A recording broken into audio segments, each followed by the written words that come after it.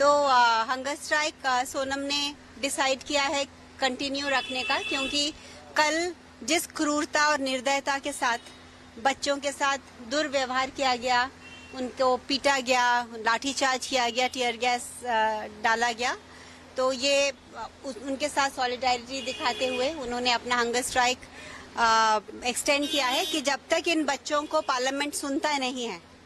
Specially yesterday जो इतनी peaceful protest करने के बाद भी उन पर लाठीचार्ज की, तो उन्होंने अपना वो हंगर स्ट्राइक वो खत्म करना था, पर उन्होंने एक्सटेंड किया कि जब तक पार्लियामेंट इसका कॉग्निजेंस नहीं लेगा, और या तो पार्लियामेंटेरियंस, क्योंकि उनको बाहर नहीं ले जाने दे रहे, तो इसलिए वो रिक्वेस्ट कर रहे हैं कि पार्लियामेंटेरियंस उनको सफदरजंग, लेकिन बहुत सारे एमपीज जो आए भी थे सफदरजंग में, उनको अलाउ नहीं किया जा रहा था मिलना।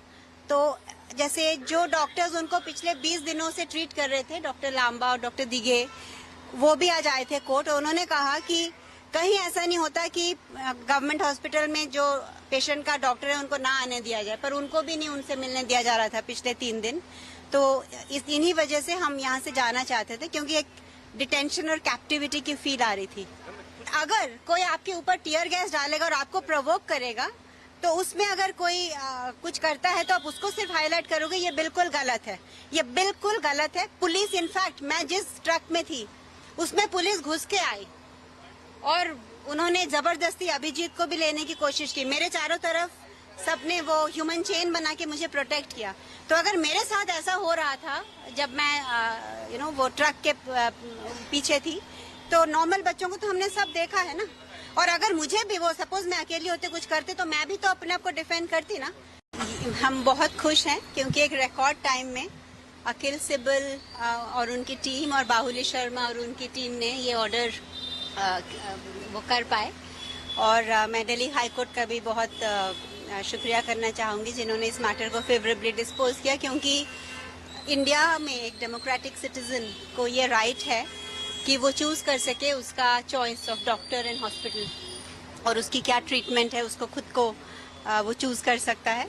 और यहाँ पर हमें बहुत ट्रस्ट डेफिसिट था, क्योंकि जिस तरीके से सोनम को लाया गया था, वो हॉस्पिटल के लोग नहीं थे, वो पुलिस वर्दी के बिना पुलिस थी, और फिर उनको आईसीयू में रखा जिसमें कोई रखने की जरूरत नहीं थी।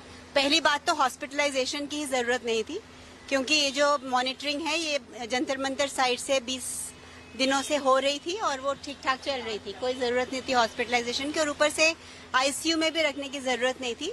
वो सिर्फ इसलिए रखा क्योंकि दुनिया भर में ये रूल है कि आईसीयू में ना पेशेंट और ना पेशेंट को मिलने वाले कोई फोन या इलेक्ट्रॉनिक डिवाइसेस नहीं लेके जा सकते। तो एक तरह से ये जैसे उनको डिटेन किया गया था ताकि वो किसी के साथ कांटेक्ट ना कर सकें, और जो बाहर के भी लोग हैं वो अपने मोबाइल्स अंदर नहीं ले आ सके। तो उन्होंने वो आज लेटर दी, प्लस जो भी उनके पैरामीटर्स थे, कैन वी वेट, और